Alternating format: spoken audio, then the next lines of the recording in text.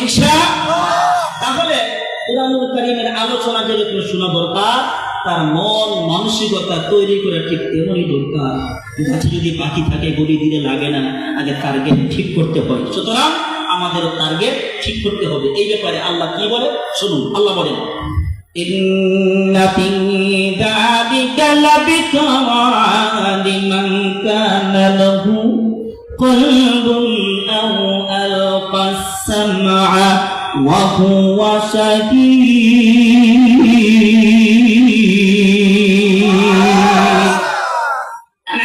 আল্লাহ বলেন, ইন্না মানে নিশ্চয় ফি মানে মধ্যে লাযিকরা লিমান কানা লাহু কলবুন আও আলকাস সামআ ওয়া হুয়া শাহীদ। ওই কুরআনুল কারীমের ভিতরে সুন্দর সুন্দর উপদেশ আছে গো, যারা দিলের কান দিয়ে শ্রবণ করে। বলেন তো দেখি কোন কান? সবাই বলেন কোন কান?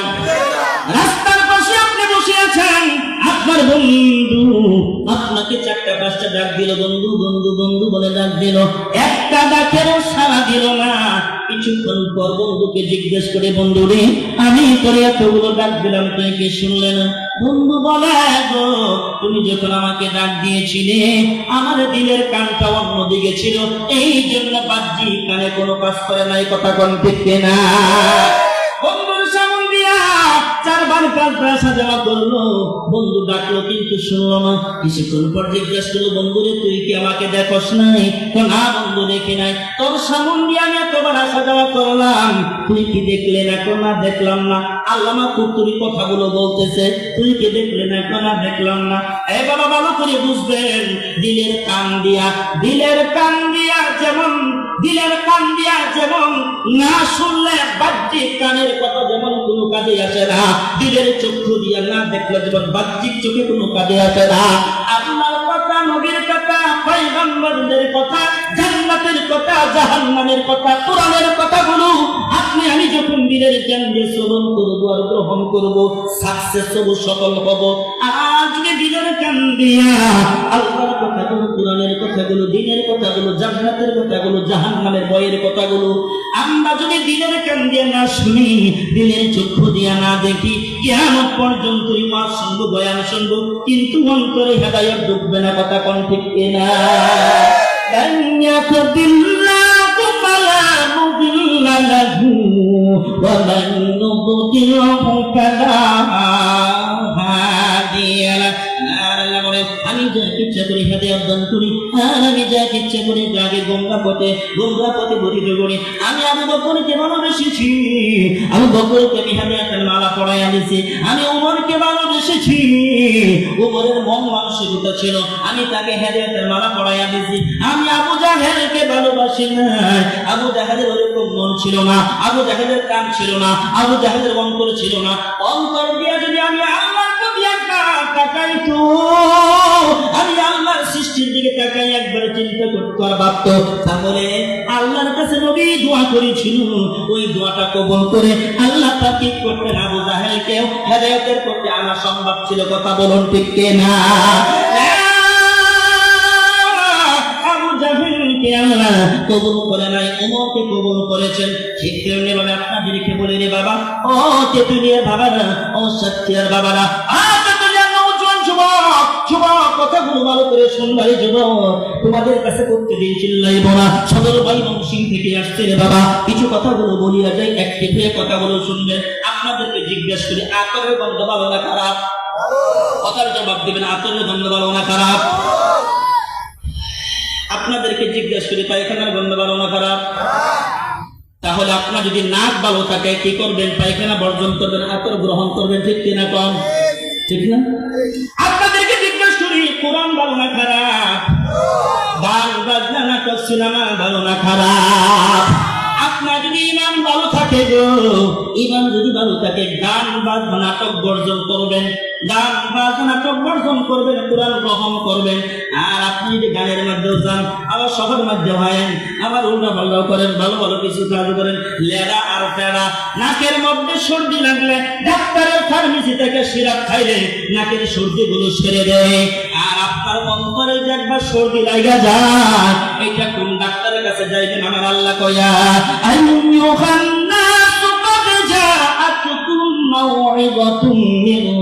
ربكم وشفاء لما في الصدور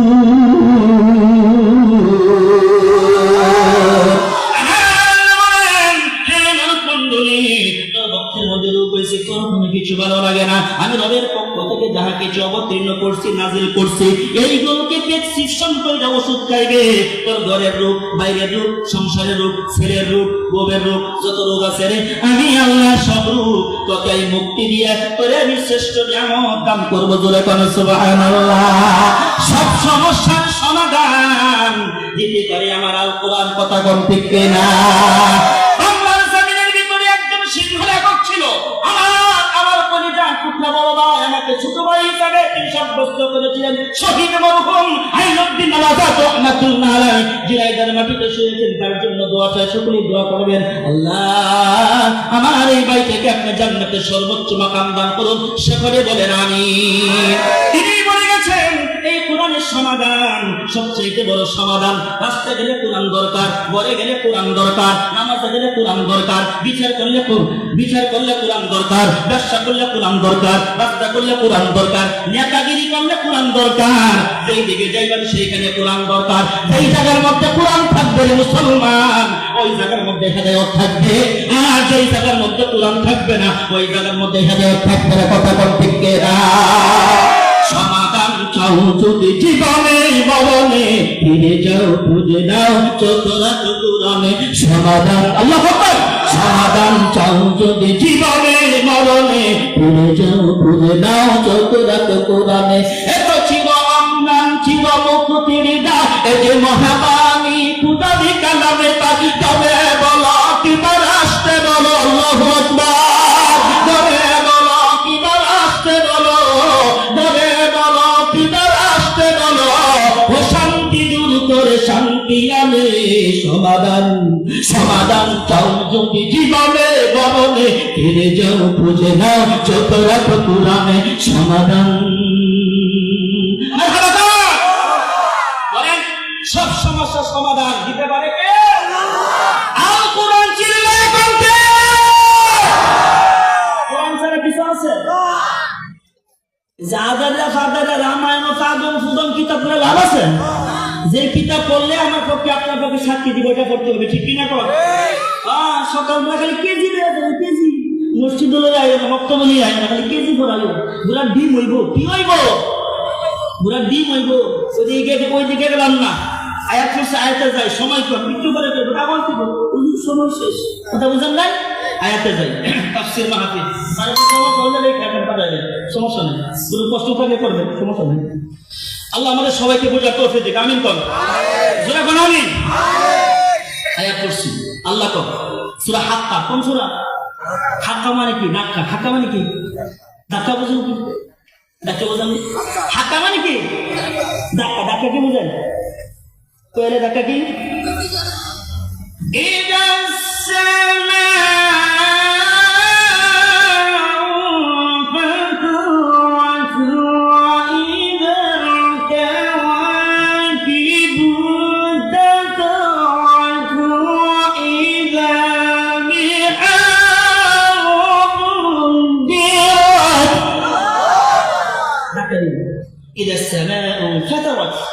আসমানটা ভেঙে খানখান হয়ে যাবে। কাওয়াকিবুন তাতাওয়াত, চন্দ্র, সূর্য, গ্রহ, তারকারাজি, পুঞ্জিরাজি, গ্যালাক্সি, মিল্কি, মাওয়াকিআ নুজুম, মালাকুল একটার সাথে একটা লেগে অস্তিত্বকে হারিয়ে ফেলবে। আল্লাহু আকবার। আল্লাহ যে কথা বলো, আল্লাহ যে কথা বলো, পাহাড়টা অস্তিত্ব হারিয়ে ফেলবে, সমুদ্রটা অস্তিত্ব হারিয়ে ফেলবে। সমুদ্র ঢেউ সৌন্দর্য, তার সৌন্দর্যকে হারিয়ে ফেলবে। পাহাড়ের কত সুন্দর করে দাঁড়িয়ে আছে, তার সৌন্দর্য কি করবে? সে হারিয়ে ফেলবে। আল্লাহ পাক সেই ঘটনা কি ঘটাইবে, ওইদিকে যাচ্ছি না। আয়াত করছে কি? আল্লাহ সুবহানাহু ওয়া তাআলা কালামে পাকের ভিতরে বলেন, যেহেতু তাফসীর মাহফিল, তাফসীর আকারে কিছু কথা বলতে হলে আল্লাহ যেন বলার তৌফিক দান করেন, সকলে বলেন আমিন। আরো জোরে বলেন আমিন। আল্লাহ বলেন ফামান উতিয়া কিতাবাহু বিয়ামিনিহি ফায়াকুলু হাউম ইকরাউ কিতাবাক। অতঃপর যখন ডান হাতে আমলনামা দেওয়া হবে, কোন হাতে বলেন? সবাই বলেন কোন হাতে? আমাদের হাত কয়টা? সবাই বলেন কয়টা? তাহলে আল্লাহ কোন হাতের কথা বলছে? ডান হাত বলতে কি ডান পথ? কোন পথ? সকলে বলেন কোন পথ? ডান পথ নবীর পথ, সাহাবীর পথ, তাবির পথ, তাবির পথ, অর্থাৎ কোরআনের পথ। এই পথে থাকতে হবে। আমরা সলফে সলিহিন, আমাদের বড়রা যে পথের কথা বলে গেছেন, কথা বল না কেন? সাহাবীরা যেই পথের কথা বলে গেছেন, আসহাবিকান নুজুম বিআইনিহিম ইক্তিদাইতুম ইহতিদাইতুম, মারহাবা কর। সাহাবার পথ লাগবে, অন্য কোনো পথ হলে চলবে না। বেদাতের পথ চলবে না, শিরকের পথ চলবে না, নেফাকের পথ চলবে না, কুফরের পথ চলবে না, ভণ্ডামির পথ চলবে না, বেহায়া পথ চলবে না, ল্যাংটা বাবার পথ চলবে না, খাজা বাবার পথ চলবে না, কোনো কিছুই চলবে না। চলবে কোনটা গো? রাহমাতাল লিল আলামিনের উপরে যে কোরআন নাযিল হয়েছে, ওই কোরআনের পথ ছাড়া অন্য কোনো পথ চলবে না। অন্য কোনো পথ মানি না, অন্য কোনো পথ মানি না। বলার আওয়াজ বড় করেন ঠিক কিনা? أوتي كتابه بيمينه فيقول هاؤم اقرءوا كتابيه। আজকের জাগান হাতে আমলনামা দেওয়া হবে। আমলনামা পায়া আরেকজনকে বলে, বন্ধু দেখো তোমার আমলনামাটা। আমলনামা দেখবি আর আমলনামা পড়বে। আল্লাহু আকবার বলেন। নবী বলেন, ইন্নী লাআরিফু উম্মতি ইয়াউমাল কিয়ামাতি বাইনাল উমাম। আমি আমার সমস্ত উম্মতের মধ্য থেকে আমার উম্মতদেরকে আমি চিনা, দেখা আমি নবী চিনা আনতে পারবো। জোরে করে সুবহানাল্লাহ। আল্লাহ নবীর সাহাবারা জিজ্ঞাসা করলেন, ইয়া রাসূলুল্লাহ, কোটি কোটি উম্মত থাকবে, কোটি কোটি উম্মত থাকবে, উম্মতদেরকে কেমনে চিনা আনবেন? আমার নবী বলে, গো একটা চাঁদুরা গুঁড়ো যদি হাজার গুঁড়ার ভিতরে চলে যা, ওই চাঁদুরা গুঁড়াটাকে চিনা আনতে যেমন তোমার কোনো কষ্ট হবে না, আমার ডান হাতে আমলনামা পাওয়া আমার উম্মতদেরকে আমার চিনতেও আমার কোনো কষ্ট হবে না। জোরে করে সুবহানাল্লাহ। রাহমাতুল লিল আলামিন বলেন, আমার কলিজার টুকরা নবীজি কই? আমার উম্মতের ভিতরে যখন তিনটা আলামত আমি যখন দেখতে পারবো, বলার আওয়াজ বড় করে বলেন, কয়টা আলামত?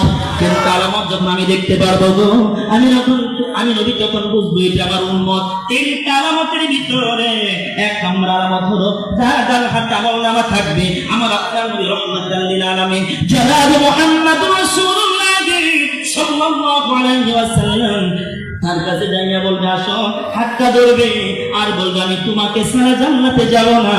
নবী হাতটা ধইরা ডান হাতে আমলনামা পাওয়া, আমলনামা পানেওয়ালা বান্দাকে লইয়া, আমার নবীর উম্মতকে লইয়া নবী জান্নাতে ঢুকবে। জোরে করে সুবহানাল্লাহ।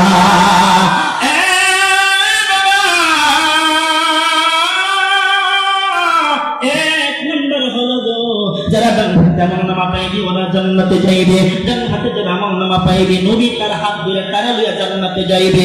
তাহলে ভালো করে বোঝার চেষ্টা করবে। এক নাম্বার, রাহমাতুল লিল আলামিন বলেন, আমার কোন উম্মতের ভিতরে আমি যখন তিনটা আলামত দেখবো গো, তিনটা আলামতের মধ্যে এক নম্বর আলামত ডান হাতে আমল, দুই নম্বর আলামত আমি যখন আমার উম্মতের মধ্যে দেখবো, সীমা হুম ফি বুজুহিহিম মিন আসারিস সুজুদ।